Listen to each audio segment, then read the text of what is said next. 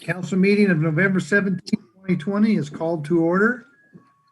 And we'll all stand for the pledge of allegiance. We'll have Council Member Megan Feast lead us. Turn off your mics.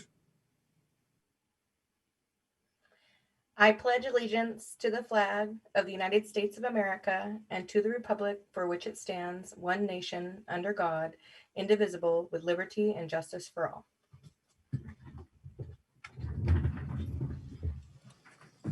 Much better. Hey, now the chorus was pretty funny every so often. It was good stuff. All right, Donna, how about a roll call? Okay. Councilmember Feast. Here. Councilmember Inesco. Here. Councilmember Schmidt. Here. Councilmember McDowell. Present. Councilmember Bode. Here. Mayor Dorsey. Here. And Deputy Mayor Peterson. Here. Thank you. All right, are there any other other than what Jeff wanted to do it for, he's going to fill in for Michelle? Yeah, that's on item 7 on your action agenda, Mr. Yeah, Mayor. that's down the road.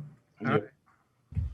At this time, I would like to remind the members of the public that they can make comments during the public comment period, as well as on any items listed on the business agenda or the action agenda. Option number 1, join the Zoom meeting by clicking on the link that is displayed on the city's webpage. The link is listed on the agendas and minutes page under the tab that says more. Option 2, email City Manager Jeff Knighton. Or option 3, call Jeff's office phone. Both the email address and the phone number are displayed on the screen of the Mason Web TV streaming video. All right, we'll move on to the consent agenda. Is there a motion to approve the consent agenda as published? I move to accept the consent agenda as published. Good. Did I hear a second from Eric? You're muted, Eric. I'll second that. Okay. Sorry. All right. We have a motion and a second to approve the consent agenda as published. All in favor, say aye. Aye. Aye. All opposed? Motion carries. Donna, do we have anyone interested in making a public comment? No, we don't, Mr. Mayor. Okay. Now we'll move on to a presentation from Finance Director Aaron B. Miller, a third quarter report on the 2020 budget. Excuse me, did we remove the Shelton Mason County Chamber of Commerce signage update, or am I on the wrong one? That was added to your consent agenda, council member. Oh. I am on the wrong one. Okay, thank you. Page 39.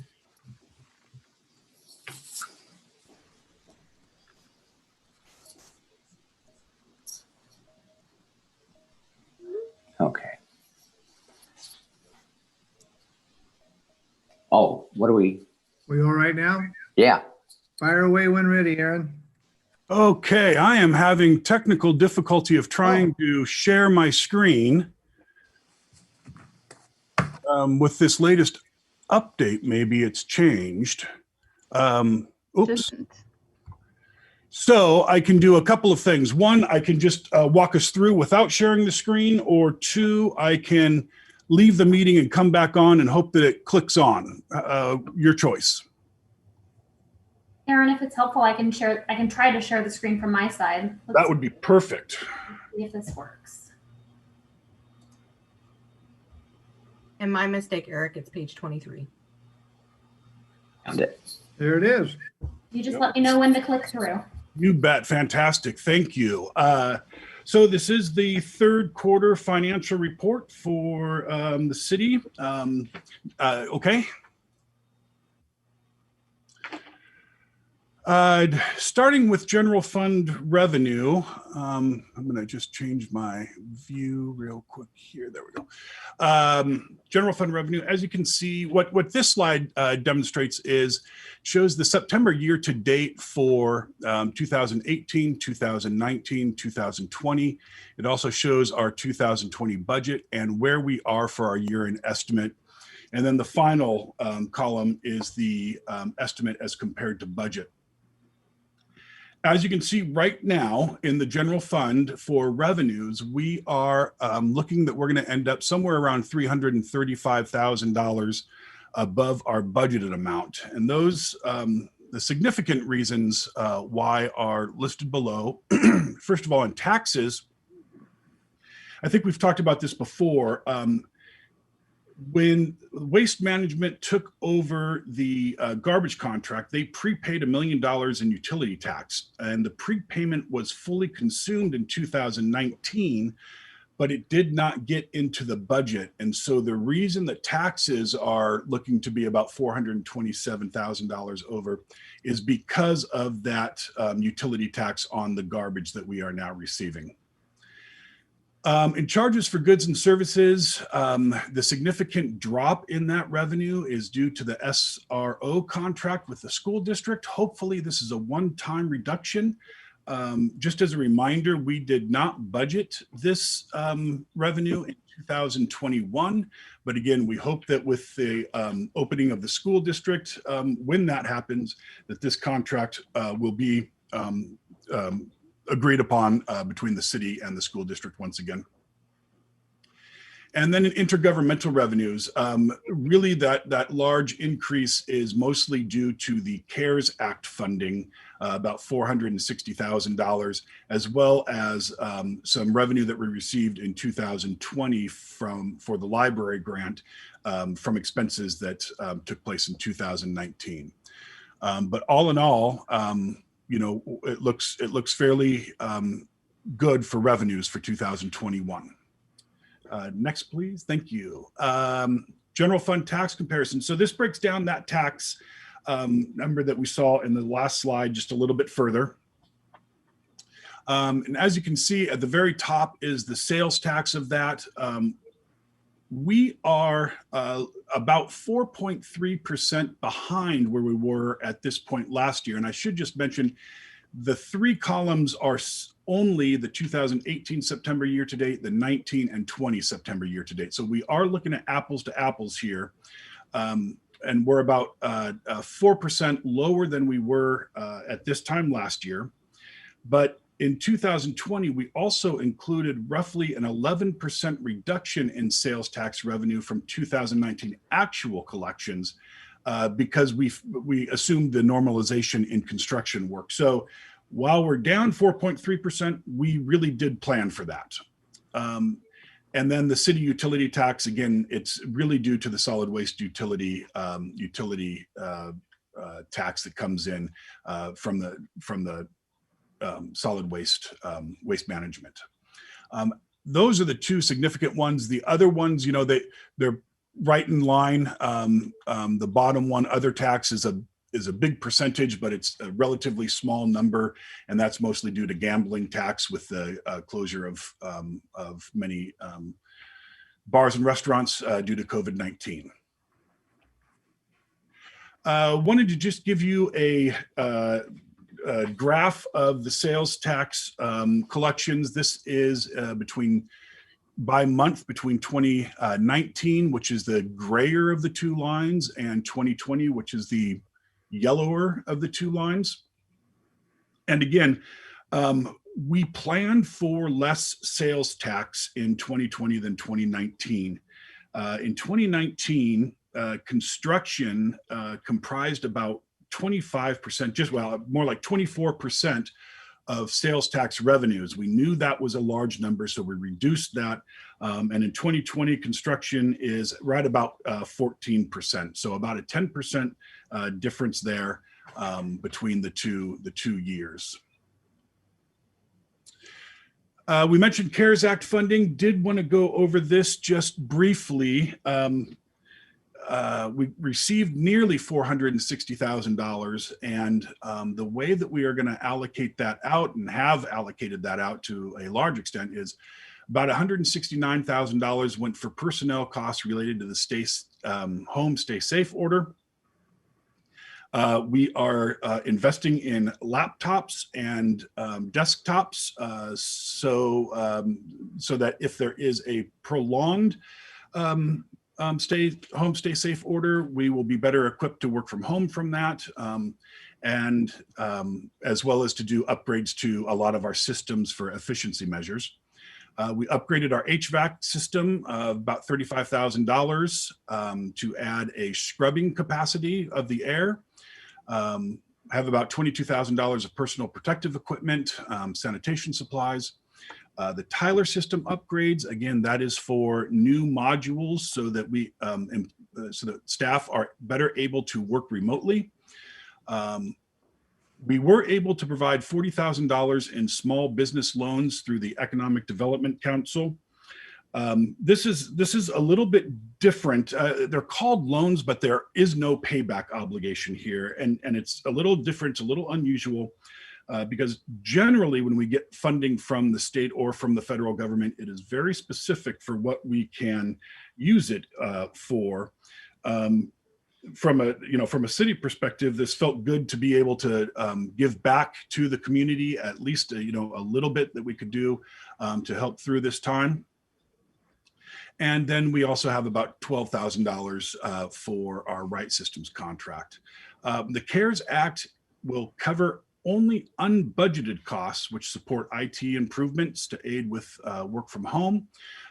It will cover personal protective equipment and sanitation work, as well as business costs related to COVID. And so as well, and as you can see here, the city is making a significant investment in IT infrastructure to gain efficiency for both the employees as well as the residents moving forward. General fund expenses for type through the third quarter.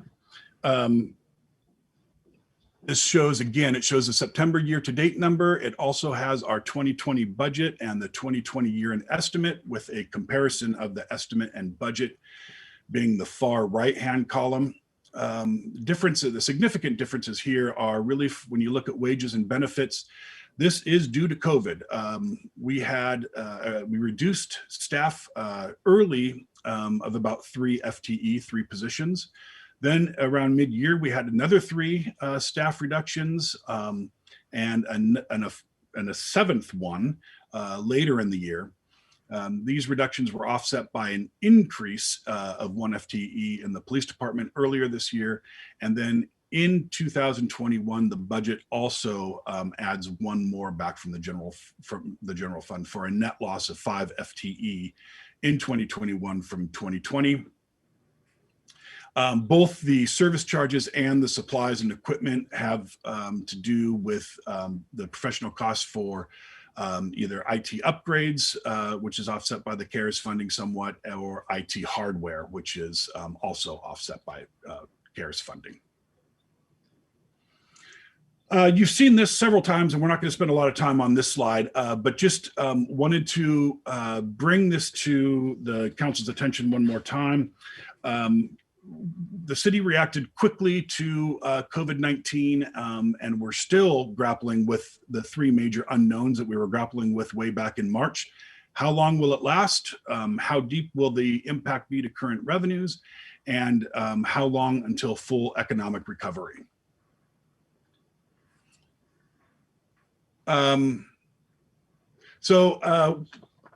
When we were planning for the impact, and of course we didn't know, we haven't been through this before, so we didn't really know how to make assumptions and what were, really fair assumptions. And so we took a view that we said, well, what would we imagine to be the worst case scenario? And that's what you see on this slide here, is a 3% reduction in property tax, 35% in sales tax, and so on and so forth. So this allowed us to at least begin to target where might we have to get to in terms of revenue reduction should this come to pass in 2020.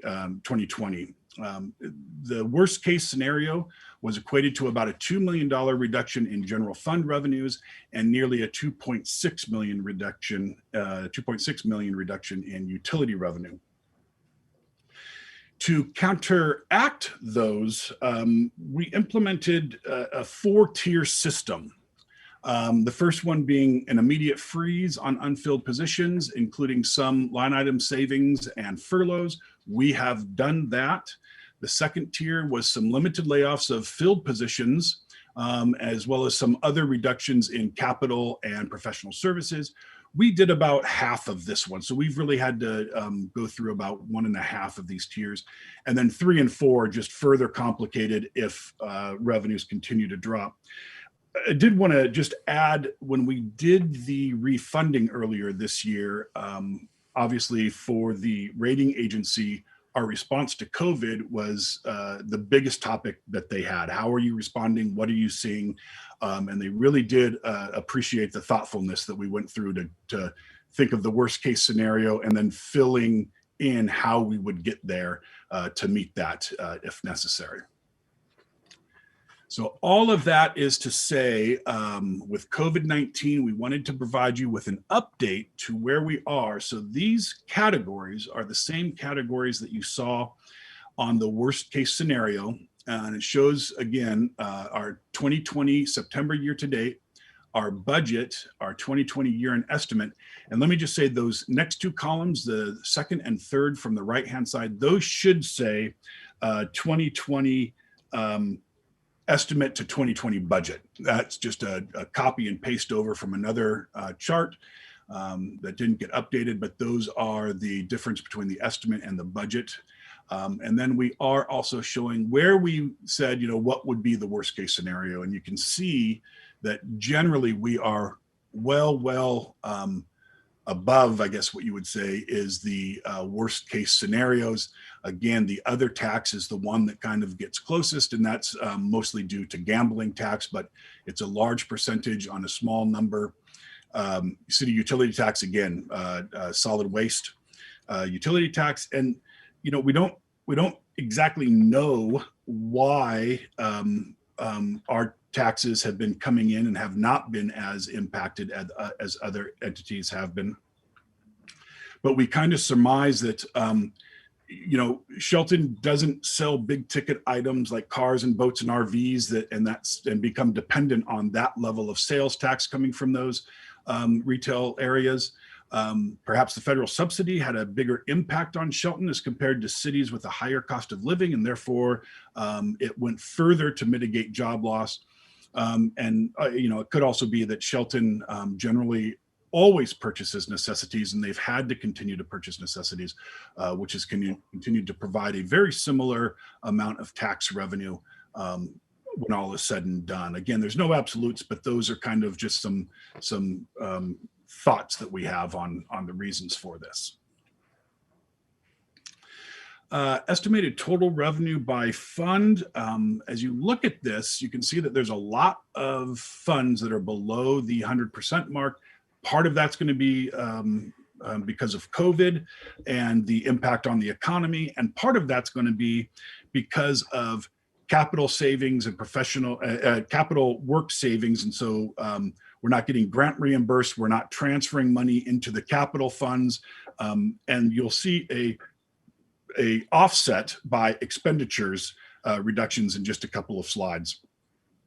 But the general fund, again, we're looking to come in just a little bit over budget. That's going to be because of the CARES Act and the solid waste utility. So those 2 items are really helping to bail out the general fund. Capital projects, which is 1, 2, 3, 4, 5, 6 over, it looks like. It's showing a very small amount. That's because of a delay in capital work. And so reimbursements and transfers of resources aren't going into there. And then the storm drainage fund, wanted to mention that we had budgeted for a increase in rates. Council, I know, is going to be looking at that later in 2021. but those are just a couple of highlights on there. Solid waste, again, there just hasn't been a lot of work going on in there. We're waiting for information from the ecology, I believe, and then we'll start processing that work, and there's some grant reimbursement that will come in through there. So revenues by fund, same picture, different way of looking at it. Wanted to provide you with kind of a chart of the dollars. As you can see, going down the far right-hand side is the variance of our estimate to our budget. These again are third quarter estimates, so they're getting better. They will still change a little bit throughout the next couple of months. Estimated total expense by fund. You can see here, as I mentioned earlier, there's some offset here.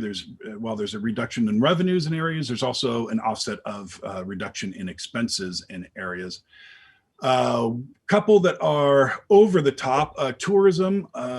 When we adopted that budget, we adopted it about $15,000, $15,500 lower than the grant awards. And while some events will be less than budget, there's also payments on some of those events that had happened prior to COVID and the need to cancel them, which are honored, as well as some expenses from 2019 that are being paid out of 2020.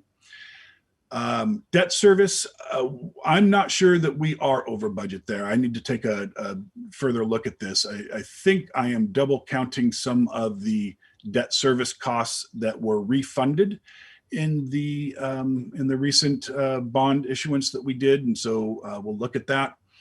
But again, a reminder, while this picture looks good, it can be a bit of a mirage because there is necessary capital work which has been suspended and put on hold in 2020, and those will need to be completed in the coming years.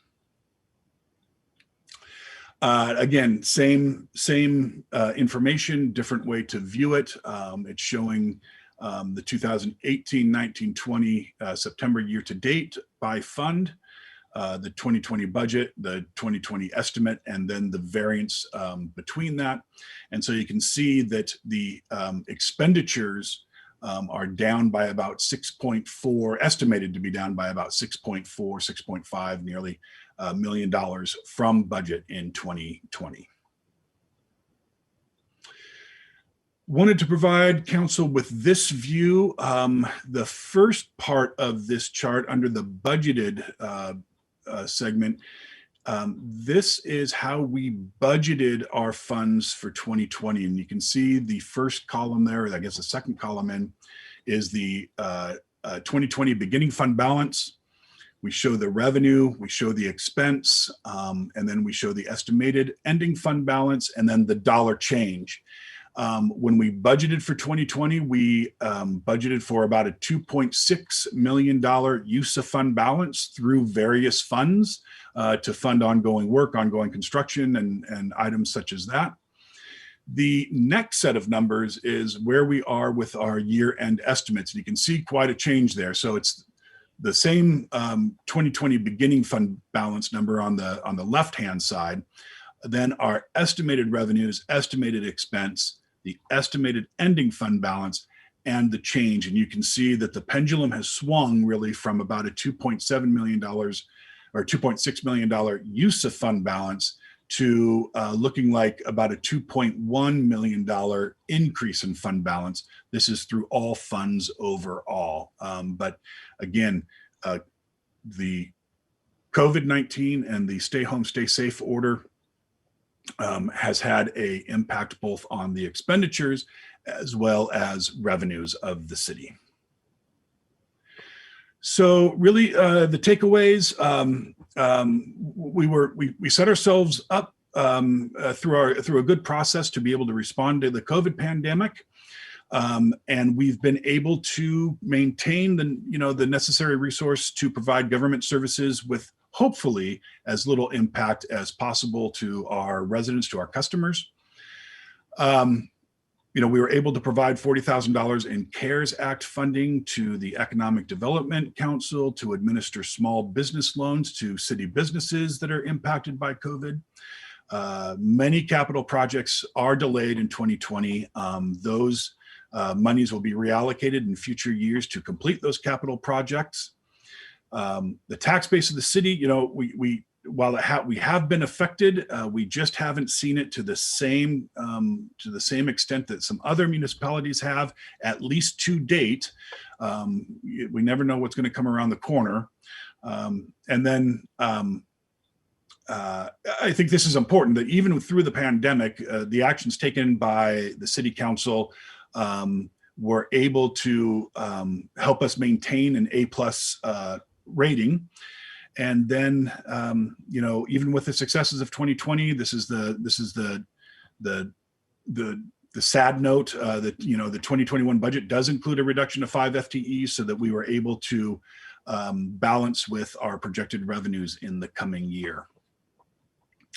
So with that, if there's any questions, I'd be happy to try to answer them. And thank you, Councilmember Peterson. My pleasure.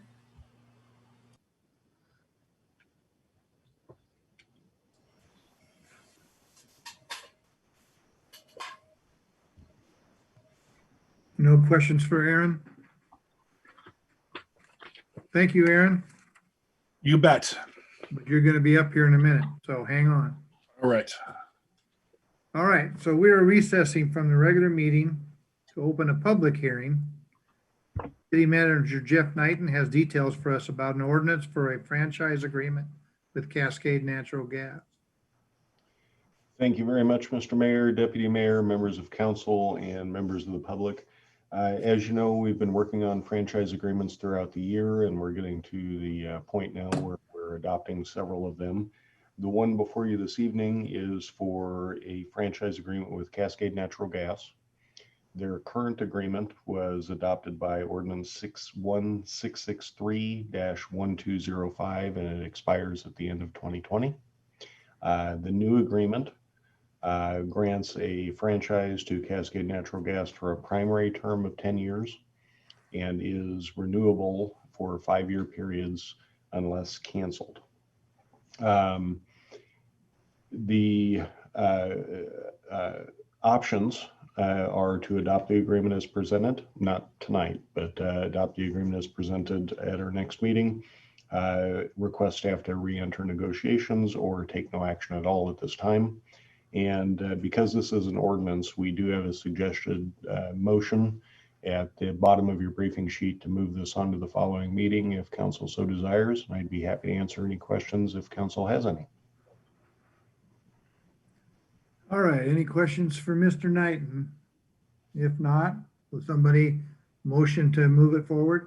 I move to forward ordinance number 1958-1020 to the action agenda for the council meeting on December 1st. Point of order, we also need to take public testimony and have a reading. Oh, did I miss that? I'm sorry. That's all right. Has anybody signed up, Donna? No one signed up, Mr. Mayor. Okay, give us a reading, please, of ordinance number 1958-1020. Okay. Ordinance number 1958-1020, an ordinance of the City of Shelton, Washington, granting Cascade Natural Gas Corporation a non-exclusive franchise for the transmission, distribution, and sale of natural gas. Okay, we had a motion. Do we have a second? Second. All right.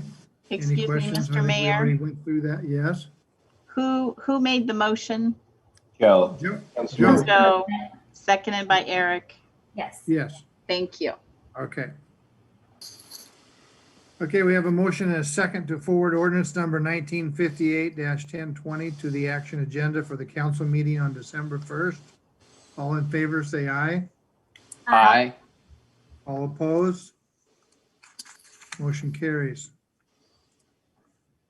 All right, this public hearing is closed and we are opening another public hearing about the 2021 regular and EMS ad valorem taxes. Finance Director Aaron B. Miller has information for us about an ordinance for the 2021 regular and EMS ad valorem taxes. Thank you, Mayor. And let me start by apologizing to Deputy Mayor Peterson. I gave her the wrong title a few minutes ago, so apologize for that. No apology needed. It's still correct. Thank you. This is this ordinance before you is for the 2021 regular city and EMS levies for 2021. Again, we've talked about this at the first public hearing. What this ordinance does, it does increase the our property tax by 101% of the highest lawful levy. We don't have any bank property tax capacity in the city levies.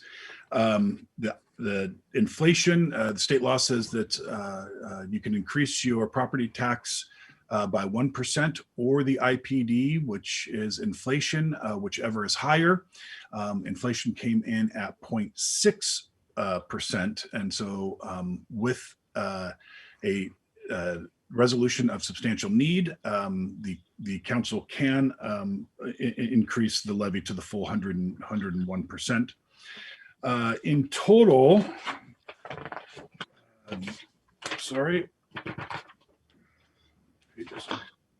in total, the regular levy that would be collected is $2,145,451. That does not include the legally allowed add-ons above and beyond the 1% for new construction and state assessed property. We're estimating those to be just about $11,000 for the regular levy, and for the EMS levy, the total collection would be $327,571. Again, that does not include the new construction and state assessed, which is estimated to be about $1,700 for that levy. If there are any questions, I'd be happy to answer them. Just a Scribner's note on the briefing sheet. The RCW is actually 84.550101. We're just missing a digit there. So Yes, second paragraph. Thank you. Good eye. Yes. Anyone have any questions? I was kind of wondering, Aaron, if you have an idea what this means for the average homeowner Yes. a year. I do. Bear with me 1 minute. Just close to that. Just as an estimate, what this would be for both the city regular levy and the EMS levy. If the assessed value of a property was about $150,000, just the city levy and EMS levy would be about $463, $62 for EMS and about $401 for the regular levy. At $200,000, it would be annually about $535,000 for the regular, $535 for the regular levy, and $82 for the EMS. And then at 250, it'd be about $670 for the regular levy and about $103 for the EMS levy. So that's a total of about $771. So property valued at $250,000 would be about $770 just for the EMS and regular. There's a lot of other property taxes that are on top of that, but that's just for the city. Okay. Eric? What is the change from previous year though? The dollar change. Yeah, I mean, we're not adding another $700 on somebody's house, correct? Correct. So what is the change? Is it $50 for the average? Let's see here. Bear with me 1 minute.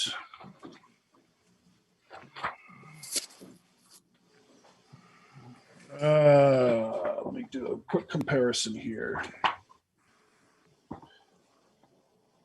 Because when you said that, it sounds like, oh, we're just tacking on this and want everybody to know that we're not tacking on an extra $700 on their annual property taxes. That's kind of what I was trying to get at. Okay. For valuation of $150,000, the increase from the 2020 to the 2021 looks like it would be around $12. Okay, that's what I wanted to know. Right, Thank you. okay. All right, are we okay now? Is anyone signed up for public testimony, Donna? No, there isn't, Mr. Mayor. All right. Can you give me a second reading for ordinance number 1953-0820? Yes. Ordinance number 1953-0820, an ordinance of the city of Shelton, Washington, setting the amount of the annual ad valorem taxes in the city of Shelton for calendar year 2021.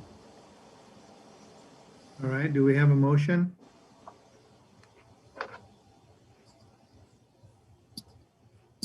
I move that we consider this ordinance as presented after the public hearing is completed. Second. Okay, we have a motion and a second. No more questions, I don't think. So we have a motion and a second to consider this ordinance as presented after the public hearing is completed. All in favor, say aye. Aye. All opposed? The public hearing is closed and we will resume our regular meeting. The next action item is also for Aaron. Is there public comment? Donna? No, not yet, Okay, but we need Aaron to present his, we're going to right. have to hear Aaron a lot tonight. yes, we do. All right, let's Been ask for a silent reading. for several months. How about a reading of resolution number 1177-1020?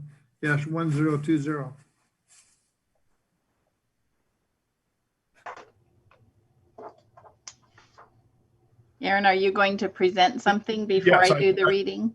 Yep, you Oh. bet. Oh, I'm sorry.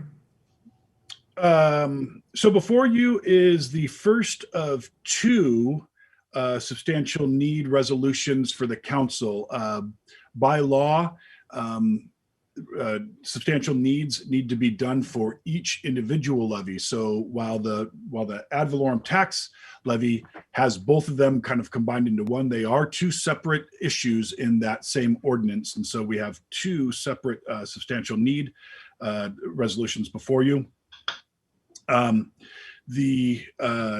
Again, with the implicit price deflator being at 0.6%, that is the cap on property tax increase unless the council adopts a finding of substantial need, which is what this resolution is, and the council can, with the substantial need, the ad valorem tax levy can be increased by the full 101%. Again, the IPD is a fancy way to say inflation, and inflation can be viewed equally as the increase in price of goods and services over time, or the decrease in the value of money over time. Prior to the second quarter of this year, the implicit price deflator was well above 1%, but with COVID-19 and the shutdown and the stay home, stay safe orders across the nation, it had a big effect on it, on production as well as on consumer spending, and it dropped to 0.6%. The estimate for the third quarter is an increase in IPD of about 30% or so. That number will become official, whatever that number is, will become official on November 25th. But this resolution here does allow for a increase of the full 101% on the regular city ad valorem tax levy. And I'm happy to answer any questions. All right. Now I can ask Donna if there's any public comment. There's no public comment, Mr. What Mayor. happens when I try to go too fast? How about a reading for resolution number 1177-1020? Resolution number 1177-1020, a resolution of the city of Shelton, Washington, making a finding of substantial need and setting the regular property tax levy limit factor for collections in 2021. Okay, do we have a motion? I move to, go ahead.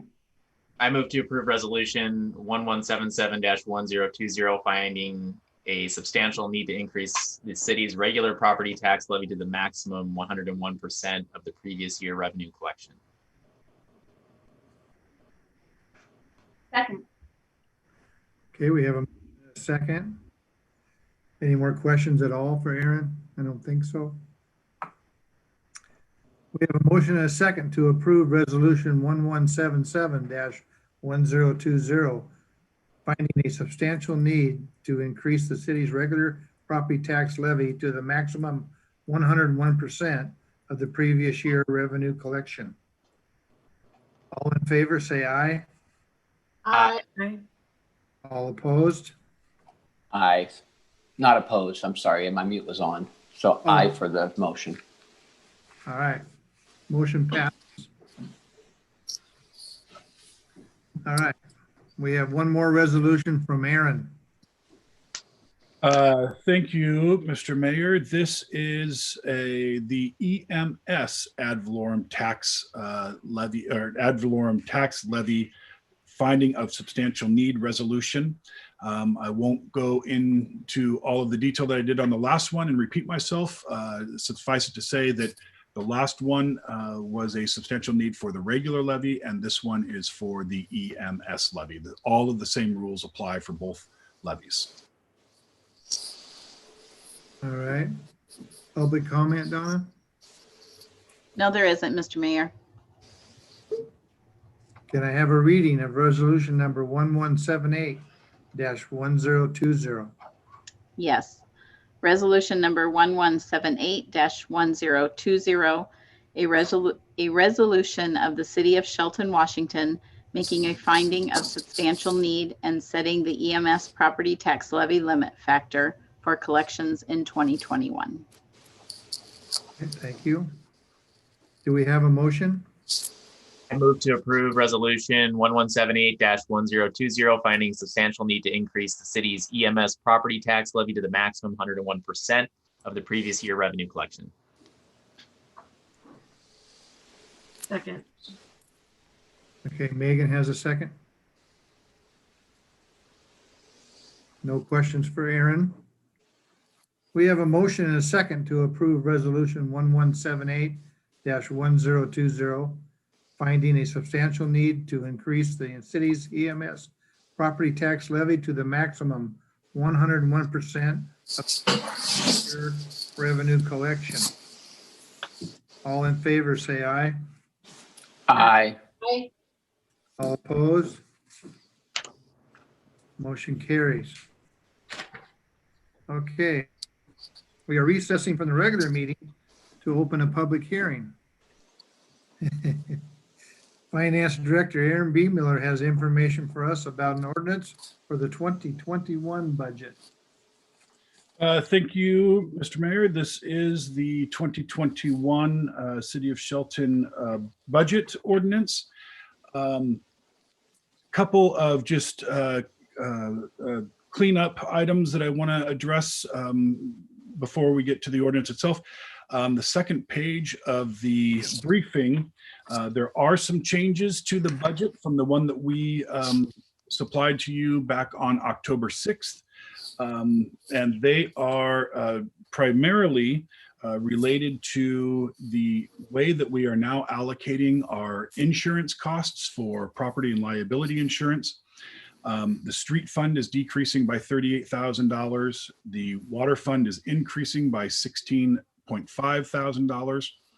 The sewer fund is decreasing by $17,000. Storm drainage is decreasing or is increasing by $6,500, but it's also going to see a decrease in its professional services of the same $6,500. So a net zero to the storm drainage fund. And the equipment rental, equipment maintenance and rental is increasing by about $2,500. And again, this is for the way that the city is now allocating insurance costs, which includes past insurance costs, as well as FTE, as well as risk. So just a cleanup thing there. Second cleanup item is that the budget, when it was presented to you, omitted by mistake a new position in the sewer fund, a training position in the sewer fund. So this does include $79,000, which is the total for both salary and benefits for this position. And then the street fund, because of the $38,000 reduction in expense for WCIA, there's a $38,000 decrease in revenue. That's the revenue that is part of the transfer in from the general fund to the street fund. And that $38,000 is going to go to be spread amongst general fund departments for that same insurance costs. So those are the only technical changes in the budget. The budget totals $31,719,000.5. The general fund portion of that is $12,200,000, almost $284,000. From a nuts and bolts perspective, the budget, it's roughly a $1.4 million increase overall from the 2020 budget. The general fund is just under the 2020 budget level by about $7,000. It's balanced. However, more work will need to be done to create a longer term sustainable budget for the city. And the general fund includes a 5 FTE reduction so that we could balance to estimated funding levels in 2020. But did want to take just a quick second to talk about what is included in the budget.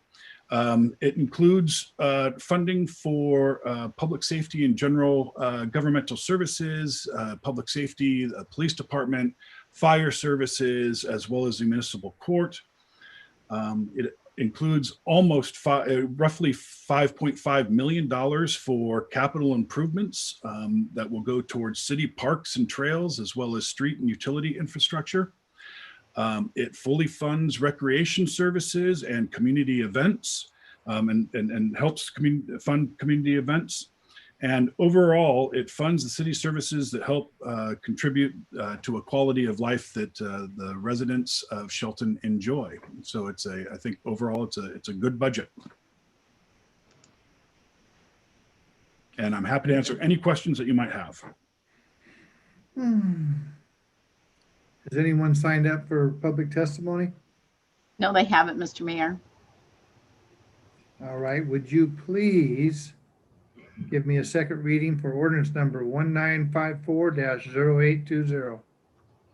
Ordinance number 1954-0820, an ordinance of the City of Shelton, Washington, adopting the budget for the calendar year 2021. Thank you. You're welcome. Do we have a motion? Mr. Mayor, if I may, before we get to that, I just want to again thank Aaron and his staff for all the work that they've put into this. I know especially this year that the budgeting has been challenging, and to the community that may be listening in either live or after the fact, we are very well aware that this budget is a living document, and there is an expectation we'll revisit that in 2021 as the targets continue to change and data comes in. And so appreciation in advance to staff and the community for bearing with this as we really try to make sure that we're providing the services our community deserves and being good stewards of those tax dollars. So thank you to everyone, much appreciated. I agree with you 100%. He makes it seem easy for him. All right, do we have a motion? I move that we consider this ordinance as presented after the public hearing is completed. All right. We have a second. Second. All right, at this time, we'll ask for any questions. Any questions for Aaron? All right, hearing none. We have a motion and a second that we consider the ordinance as presented after the public hearing is completed. All in favor, say aye. Aye. All opposed? Motion carries. Public hearing is closed and we will resume our meeting. All right. Next on the agenda is an ordinance to set the regular and EMS levies for 2021. Aaron is up again. Thank you. And while I have been told many times that I sound like a songbird when I talk, I will spare you a long, detailed explanation of this one. We just talked about this a few items ago. This would adopt our 2021 regular and EMS ad valorem taxes for collections in 2021 at the increase of 101% from the highest lawful levy. All right. Do we have any public comment, Donna? No, we don't, Mr. Mayor. All right. Do we have a motion? I move that we adopt ordinance 1953-0820, setting the regular and EMS levies for 2021. Second. All right. Any questions or comments for Mr. B. Miller? Hearing none, we have a motion and a second to adopt ordinance number 1953-0820, setting the regular and EMS levies for 2021. All in favor, say aye. Aye. Aye. All opposed? Motion carries. The last item from Aaron, an ordinance to adopt the 2021 budget. Thank you, Mr. Mayor. Again, we just went over this. This ordinance would adopt the 2021 budget for the city, and the budget would total $31,719,550 in 2021. And I'm happy to answer any questions that you might have. Okay. Seeing none. Public comment, Donna? No, sir. If I can just add something, Mr. Mayor. You can. Just want to echo what Deputy Mayor Peterson had to say as well. And also just much appreciation for the continued effort and also your time working with us over many sessions over the last several months for us to be aware and understanding of the process and the new processes that you put in place. So really appreciate your time with all of us in the community as well. All right. You have a motion. I move that we approve ordinance number 1954-0820 to adopt the 2021 budget as presented. Second. Second. Oh, there you go. All right. Any more questions for Aaron or comments? Just a comment. It's nice to be All right. approving the budget in November. Way ahead of schedule. Thank you. A little bit different than in the past. Yes, sir. All right. We have a motion and a second to approve ordinance number 1954-0820 to adopt the 2021 budget as presented. All in favor, say aye. Aye. Aye. All opposed? Motion carries. All right. Our city manager, Jeff Knighton, has information for us regarding Cradle Point units for our police cars. Thank you very much, Mr. Mayor, Deputy Mayor, members of council. And just before I get started on the Cradle Point, I wanted to mention that whenever I think of Aaron, I think of a songbird. First thing that pops into my head. Secondly, tremendous amount of appreciation for he and the finance department's work on all the budget documents. And for tonight, at least, the B. Miller show is over. So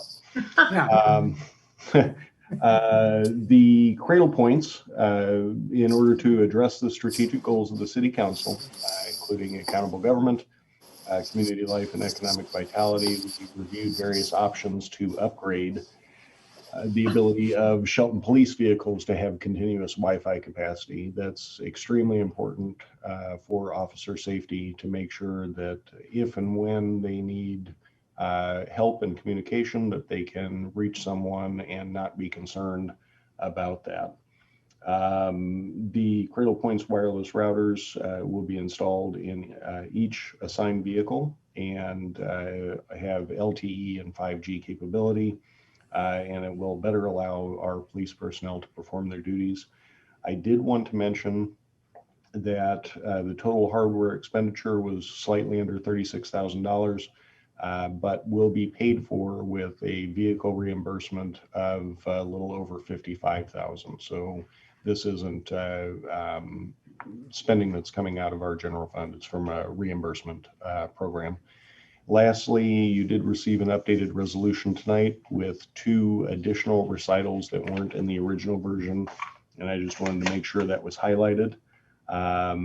Whereas, and this is the 3rd recital in the updated one, whereas other emergency service providers in Mason County exclusively use Cradle Point devices and are able to share technical resources with the city to utilize and maintain the devices.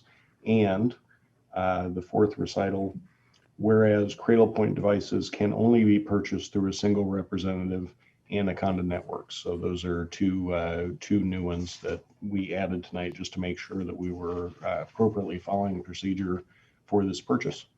And with that, I would be happy to answer any questions that you might have. And Jeff, hi everyone. I haven't been to a virtual meeting with you yet. I'll just chime in here. I was the one who recommended adding those recitals because this is a sole source purchase, and just to make sure that the auditor is satisfied that there's really only one provider of these devices, and that's Anaconda Networks. Okay, thank you. Do we have any public comment, Donna? We do not, Mr. Mayor. All right. Can you give us a reading for resolution number 1181-1020? Yes. Resolution number 1181-1020, a resolution of the City of Shelton, Washington, declaring the purchase of Cradle Point units and associated component parts to be clearly and legitimately limited to a sole source and waiving competitive bidding requirements for such purchases. Okay, do we have a motion? I move to adopt resolution number 1181-1020, deeming Anaconda Networks as the hardware provider and authorizing the city manager to execute the contract and purchase orders for the acquisition of hardware and services with Anaconda Networks. Second. Who was the second? Councilmember Fees. Okay. Do we have any questions for Mr. Knighton? Just a comment. Mhm. So I just want to convey to the council and others, I believe this is a strong, worthwhile investment for law enforcement. I spent some time doing a ride along with one of the night shift sergeants just recently. We were discussing some equipment needs and things like that. And the ability outside of just normal radio communications with dispatchers, the abilities to have access to the internet and those web related resources is definitely something of need by law enforcement. It's something a little bit more robust than what is currently being used, is somewhat problematic and not as efficient as it can be. This just opens the doors to the exact things that we continue to talk about as council strategic goals, and as well as just making things more efficient. If you've ever seen the inside of a police car, in a way, it's a mobile office, a jail cell, and everything else. So there's a lot that goes on there, and I appreciate staff. Especially our line level officers voicing the need for something like this to make our community safe and efficient. So, Thanks, Joe.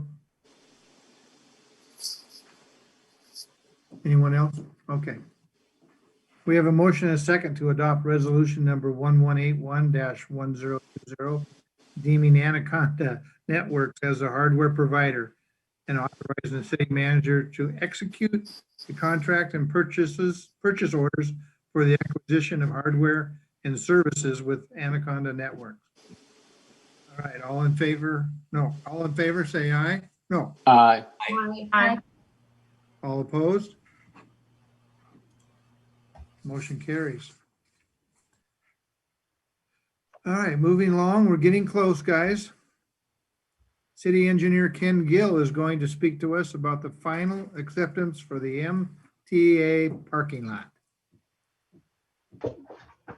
Good evening, council. It's good to see all of you, even if it's virtually. So tonight, I'm not going to make you learn any new Latin or talk about any snakes. So we're just going to talk about some dirt, rocks, and stinky dirt. So I'm going to share my screen with you.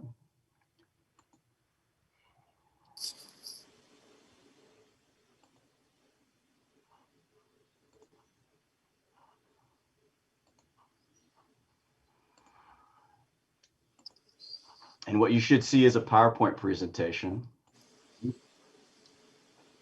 So this is the Mason Transit Authority parking lot.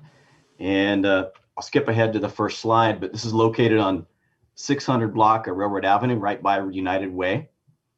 About 6 years ago, the city was blessed to be given a grant from the Department of Ecology for just over $300,000. So you can thank Greg Clark for that and Mike Michael. This is an MTA project. It isn't city property. MTA hired the Mason Conservation District to do the design. And as part of the design, they ran across some petroleum contaminated soils. You can see the labels on the dirt pile. You don't see that very often in paint. So they were doing some sampling of soils and having to haul these off. So prior to doing all this, though, we of course went out to bid, and we collected about 13 bids, which really makes a city engineer jump up and down because it's the public bid process working really in your favor. And we awarded the contract to RWB Scott, that's their excavator in the picture, for just over $300,000. So two numbers to keep in mind: we had a grant for $300,000. We had a project or a bid amount for $300,000. So that really worked out great in the city's favor. The other thing that previous staff had done had signed an agreement with MTA. MTA was responsible for the match. It was about 25%, about $45,000 for the grant, and for any costs that went over our grant amount. So MTA had all the skin in this game. So here's where our local concrete supplier is performing or getting ready to pour the perimeter vertical curb. That's what those forms are.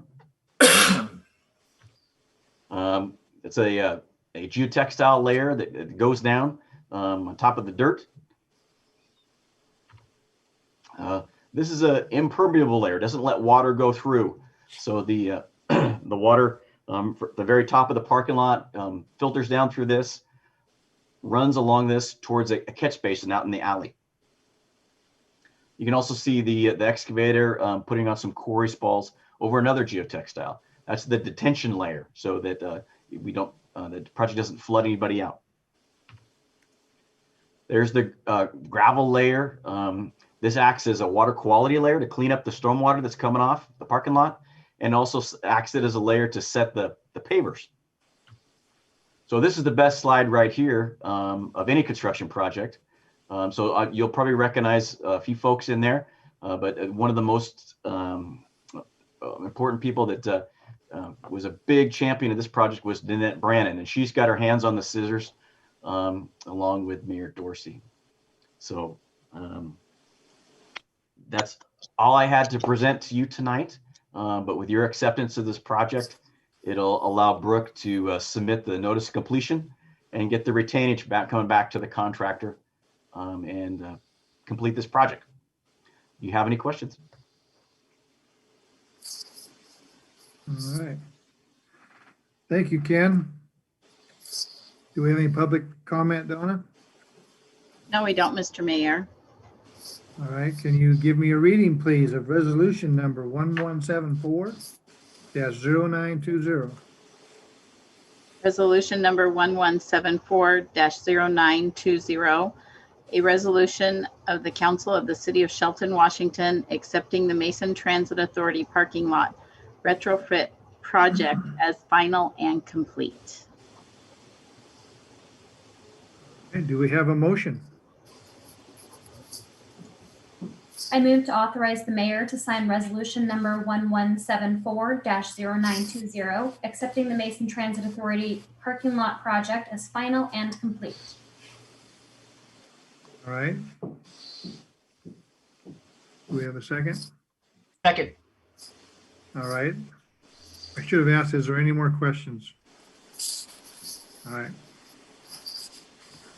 We have a motion and a second to authorize myself to sign resolution number 1174-0920, accepting the Mason Transit Authority parking lot project as final and complete.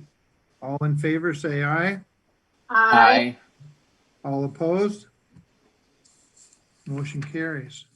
Thank you very much, you guys. Thank you, Ken. All right. City Manager Jeff Knighton has information for agreement with Mason County Fire Protection. Thank you, Mr. Mayor, Deputy Mayor, and council members. You first heard this item on at our council meeting or at your council meeting on November 3rd. Nothing has changed in the document since that time. I just wanted to point out that this new agreement will become effective January 1 of next year. And we will attach as an appendix the Fire Protection District's fee schedule to our master fee schedule. And that action will take place at the first of the year as well, or in the month of January anyway. We'll get that straightened out. Happy to answer any questions if you have any. Okay. Seeing none, do we have a motion or no? Public comment, Donna? No, there isn't, sir. Okay. Do we have a motion? I move to approve the interlocal agreement with Mason County Fire Protection District number 5 as presented and direct the city manager to sign the agreement. Second. Eric has the second. Thank you. We have a motion and a second to approve the interlocal agreement with Mason County Fire Protection District number 5 as presented and direct the city manager to sign the agreement. All in favor, say aye. Aye. Aye. All opposed? Motion carries. All right. The last action item is a legal services contract. Jeff will share the details with us. Thank you, Mr. Mayor, Deputy Mayor, and council members. As you know, Ms. Haggard has served as a city attorney since mid-2018 and for a substantial amount of time prior to 2017. We are looking at a contract at this point with her new law firm, and our recommendation, because of the consistency and the high quality of the legal services that Ms. Haggard provides to us, is to adopt the new contract as presented. And Kathleen is here with us this evening. Hi, Kathleen. I haven't seen you in forever. I know, it's not since March. Yeah. So that's all I have for you this evening. And if Kathleen has anything she'd like to say. Yeah, just to kind of tell you what's going on. So I've been with my current firm since 2004. And I actually became the city attorney of Shelton in 2007. So I had about a 10-year run and then was involved just on an hourly basis when Kristen French was the city attorney, and then came back full-time after that. So I have a really long history, going on 14 years with Shelton. Cities are definitely my passion. I also represent city of Bonnie Lake. I have since 2004. Jeff and I actually very briefly overlapped there a long time ago. And I'm going to be leaving my firm at midnight on December 31st and starting a new firm the next day with one of my current partners, Jeff Ganson. Jeff is also a very experienced city attorney. He is currently the city attorney for the city of Woodinville. And in the past, he's also worked with Bonnie Lake and also the city of Medina. So we have Woodinville and Bonnie Lake coming with us, and we definitely hope to have Shelton as well. There'll be no rate increase, and the goal would be that you wouldn't notice a difference in the services or responsiveness. And if you have any questions, I'd be happy to answer them. Any questions for Kathleen? All right. She's been with us for thick and thin, so appreciate her. Well, starting a new business in the middle of a pandemic is maybe not ideal, but there's something to present, I guess. Well, we wish the best for you, Kathleen. Thank you. I appreciate that. So do we have any public comment? No, we don't, Mr. Mayor. All right. Do we have a motion? I recommend approval of the attached contract and allow the city manager to sign for the city. All right. Second? I second it. All right. No more questions or comments for Kathleen, right? Okay. We have a motion and a second. And a second to recommend approval of the attached contract and allow the city manager to sign for the city. All in favor, say aye. Aye. All opposed? Motion carries. Thank you, Kathleen. Thank you. All right, we'll move on to the manager report from Mr. Knight. Thank you very much, Mr. Mayor. Just a couple of things I wanted to mention. Actually, two, so I guess that's a couple. I don't know what I'm talking about here. Just wanted to quickly go over our agenda for December 1, just in an effort to increase transparency for our public so that they know what we're discussing upcoming, and if they have any comment, we would love to hear from them on the topics that council would be considering at their regular meetings. December is usually a really slow month, so there is not a whole lot on December 1, but a couple of things I wanted to highlight are the second reading of the Cascade franchise agreement that you heard this evening. It'll be in the second reading that night. We'll also have a landfill update on the C Street landfill, so we can let folks know where we stand on that. And lastly, we have a comprehensive update for our city policies, something I've been talking about for quite a while, and very happy that all of our department heads and all of the employees here at the city have pulled together to rewrite those city policies in a manner that will help us moving forward. And I've said a couple times to a couple of different people, there were a couple of policies on board when I got here that were adopted my senior year of high school.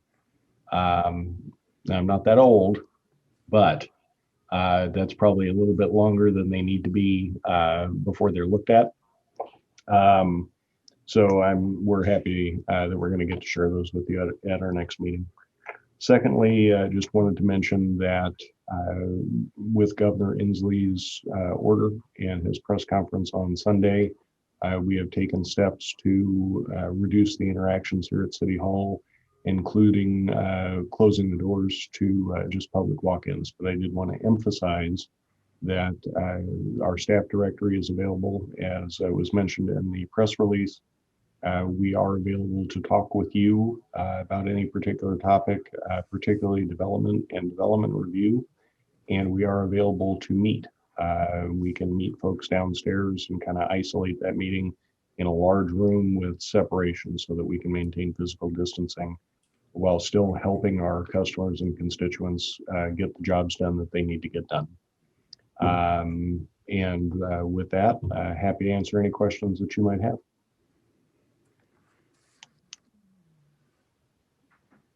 Will we still be able to come up and see you, Jeff? Absolutely. Anytime. All right. Anything else for Jeff tonight? If not, our next meeting will be Tuesday, December 1, 2020, 6 o'clock. This meeting is adjourned at 7:14. Night.